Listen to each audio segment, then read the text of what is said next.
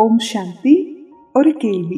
உலகத்துல ரெண்டு முனையில இருக்கக்கூடிய ரெண்டு மனிதர்கள், ரெண்டு பேரும் ஒரே அளவிலான ஜன்னல் இல்லாத ஒரே ரூம்ல உட்கார்ந்துருக்காங்க. ரெண்டு பேருமே சாப்பாடும் தண்ணியும் சரியா கிடைக்குது. ஆனா ஒருத்தவங்க ஆயுள் தண்டனை அனுபவிக்கக்கூடிய கைதி, இன்னொருத்தவங்க ராஜயோக தியானம் செய்யக்கூடிய யோகி. யாரு உண்மையிலேயே சுதந்திரமானவங்க? கதவு திறந்தா மட்டும் சுதந்திரமா, இல்ல மனசு திறந்தாதான் உண்மையான சுதந்திரமா? இந்த சுதந்திர தினத்துல நாடு பெற்ற சுதந்திரத்தை மட்டும் கொண்டாடாம நாம இழந்துள்ள உண்மையான சுதந்திரத்தை திரும்ப பெற முடியுமா? இன்னைக்கு பாபாவோட ஞானத்தினால உண்மையான சுதந்திரம்னா என்ன அப்படின்றத ஆழமா புரிஞ்சுக்கலாம் வாங்க. ஒவ்வொரு ஆண்டும் ஆகஸ்ட் 15 வந்தா நாம தேசிய கொடியை ஏத்துறோம், தேசிய கீதத்தை பாடுறோம், நம்மளுடைய சுதந்திர போராட்ட வீரர்களை நினைவுபடுத்துறோம். அவங்களோட தியாகத்தினால நம்மளுடைய நாடு அரசியல் அடிமைத்தனத்துல இருந்து விடுபட்டுச்சு. அதுக்காக நாம எப்பவுமே நன்றி உள்ளவரா இருக்கணும். ஆனா இன்னைக்கு நம்ம கிட்ட ஒரு அமைதியான கேள்வி எழணும். நாடு சுதந்திரம் அடைஞ்சிருச்சு, ஆனா நம்மளோட மனசு சுதந்திரமா இருக்கா? என்னுடைய எண்ணம், என்னுடைய உணர்வுகள், என்னுடைய ஆசைகள், என்னுடைய எதிர்பார்ப்புகள், இவை எல்லாவற்றிலிருந்தும் நான் உண்மையிலேயே விடுபட்டு இருக்கேனா? இன்னைக்கு மனிதர் வெளியில சுதந்திரமா நடக்கிறாங்க, ஆனா உள்ள கவலைகளின் சிறையில இருக்கிறாங்க, பயத்தின் சங்கிலியில கட்டப்பட்டிருக்காங்க, கோபத்தின் அடிமையா இருக்காங்க, பொறாமையினுடைய கைதியா இருக்காங்க, எதிர்பார்ப்புகளோட சிறையில வாழ்ந்துட்டு இருக்காங்க. ஆனா நம்மளுடைய மனசுக்கு இருக்கக்கூடிய சிறைச்சாலை அது வெளியில இருந்து தெரியாது. அது சிறையின் பெயர் நான் சந்தோஷமா இருக்கணும். அப்படின்னா இந்த மனிதர் மாறணும், இந்த சூழ்நிலை சரியா நடக்கணும், எனக்கு இன்னும் அதிகமா கிடைக்கணும் அப்படின்னு இந்த வேணும் வேணும் அப்படின்ற முடிவில்லாத எண்ணம் தான் நம்மள மெதுவா மன அடிமைகளா ஆக்கிடுது. ஒருத்தவங்க ரொம்ப பெரிய வீட்டுல வாழலாம், எல்லா வசதியும் இருக்கலாம், ஆனா ஒரு சின்ன விமர்சனத்தை கூட தாங்க முடியலன்னா அவங்க உண்மையிலேயே சுதந்திரமானவங்களா? ஒருவர்கிட்ட கோடிக்கணக்கான சொத்து இருக்கலாம், ஆனா ஒரு நைட் மட்டும் நிம்மதியா தூங்க முடியல அப்படின்னா அது சுதந்திரமான வாழ்க்கையா? ஒருத்தவங்க சோசியல் மீடியால ஆயிரக்கணக்கான ஃப்ரெண்ட்ஸ் வச்சிருக்கலாம், ஆனா தனியா இருக்கும்போது வெறுமையா ஃபீல் பண்றாங்க அப்படின்னா அது உண்மையான சுதந்திரமா? அன்பான ஆத்மாக்களே, நாம நினைக்கிற மாதிரி சுதந்திரம் அப்படின்றது வெளிப்புற சூழ்நிலை கிடையாது. அது உள்ளார்ந்த மனநிலை. அமைதியை யாரும் ஒடுக்க முடியாது, யாருனாலையும் பறிக்கவும் முடியாது. அது நம்மளுடைய இயல்பான குணம். ஏன்னா நாம இந்த உடல் இல்லை, நான் புருவ மத்தியில ஒளிரக்கூடிய ஒரு ஒளிமயமான, தூய்மையான, அமைதியான, அழிவில்லாத ஆத்மா. இந்த உண்மையை மறந்தப்போதான் நாம உடல் உணர்வுல வாழ ஆரம்பிச்சிடுறோம். அதுக்கப்புறம் எல்லாத்துல இருந்து வெளியில வந்து எதிர்பார்க்க ஆரம்பிக்கிறோம்.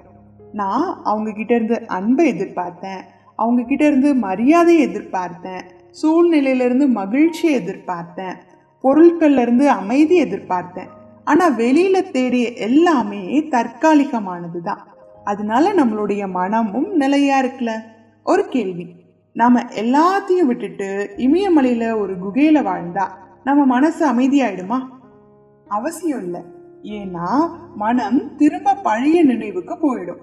நாம இழந்தவர்கள், நாம விரும்பிய பொருட்கள், நம்மளை காயப்படுத்திய சம்பவங்கள் எல்லாமே திரும்ப மனத்திரையில வந்துடும். அதனால இடம் மாறினா மட்டும் மனசு மாறாது. அப்படின்னா உண்மையான சுதந்திரம் எப்படி கிடைக்கும்? இதற்கான பதில பரமாத்மா நமக்கு ராஜயோகத்தினால கொடுக்கறாங்க. அவர் சொல்றாரு, முதல்ல உங்களை ஆத்மான்னு தெரிஞ்சுக்கோங்க. நான் இந்த உடல் இல்லை, நான் ஆத்மா அப்படின்ற அந்த ஒரு எண்ணம் மனசை உயர்ந்த விழிப்புணர்வுக்கு கொண்டு போயிடும். ஆத்ம உணர்வுல இருக்கிறப்போ நம்ம மற்றவங்களை உடலா பாக்குறது இல்லை, ஒவ்வொருவரையும் ஒரு சகோதர ஆத்மாவா பாக்குறோம். அப்போ ஒப்பீடு குறையுது, பொறாமை மறையுது, கோபம் கரையுது, வெறுப்பு விலகுது, மனசு திரும்ப அந்த இயல்பான தூய்மைக்கு திரும்புது. பாபா நமக்கு சொல்லி கொடுக்கக்கூடிய மிகப்பெரிய உண்மை, நாம எல்லாரும் ஒரே பரமாத்மாவோட குழந்தைங்க. அவர் அன்பின் கடல், அமைதியின் கடல், தூய்மையின் கடல். அவரை நினைவு செய்யறதுனால நம்மளுடைய உள்ளம் திரும்ப நிரம்ப ஆரம்பிக்குது. ஒரு விளக்குல எண்ணெய் இல்லை அப்படின்னா அது அணைஞ்சு போயிடும். அதே மாதிரி ஆத்மால புத்திக்கு உண்மையின் ஞானம் கிடைக்கலனா அது அறியாமையின் இருள்ல இருக்கும். பரமாத்மா உண்மையின் எண்ணெய புத்தியில ஊத்துறாங்க. அப்போ ஆத்மாவோட தீபம் ஏற்றப்படுது. ஆனா அந்த தீபத்தை எரிய வைக்கிறது நம்மளுடைய பொறுப்பு. அதுக்காக டெய்லி கொஞ்ச நேரம் அவரை நாம நினைவு செய்யணும். ராஜயோகம் மனசை வெறுமையாக்கக்கூடிய பயிற்சி இல்லை, மனதை உண்மையால நிரப்பக்கூடிய பயிற்சி.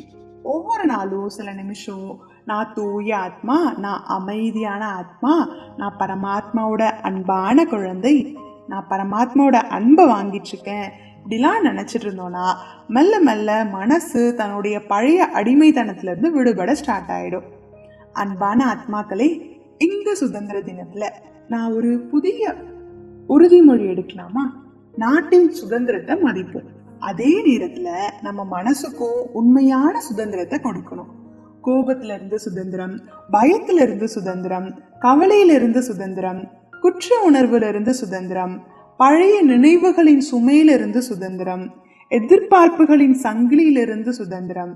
இன்னைக்கு உலகத்துக்கு ரொம்ப தேவையானது புது புது ஆயுதம் அல்ல, புதிய தொழில்நுட்பம் இல்ல, சுதந்திரமான மனம், அமைதியான ஆத்மா, தூய எண்ணம், அன்பு நிறைந்த இதயம். ஒவ்வொருவரும் தங்களுக்குள்ள அமைதியை உருவாக்குறப்போ குடும்பம் மாறும், சமூகம் மாறும், நாடு மற்றும் உலகம் மாறும். பரமாத்மா நமக்கு ஒரு அழகான வாக்குறுதியை கொடுக்கறாங்க.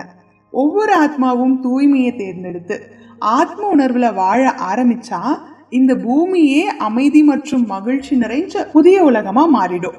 அந்த மாற்றம் நாளைக்கு தொடங்க வேண்டியதில்லை, இன்னைக்கே இந்த நொடியே என்னோட மனசுல இருந்து தொடங்க ஸ்டார்ட் பண்ணலாம். இந்த சுதந்திர தினத்துல நாம எல்லாரும் ஒரு தேசிய உறுதியோட ஒரு ஆன்மீக உறுதியையும் எடுத்துக்கலாம்.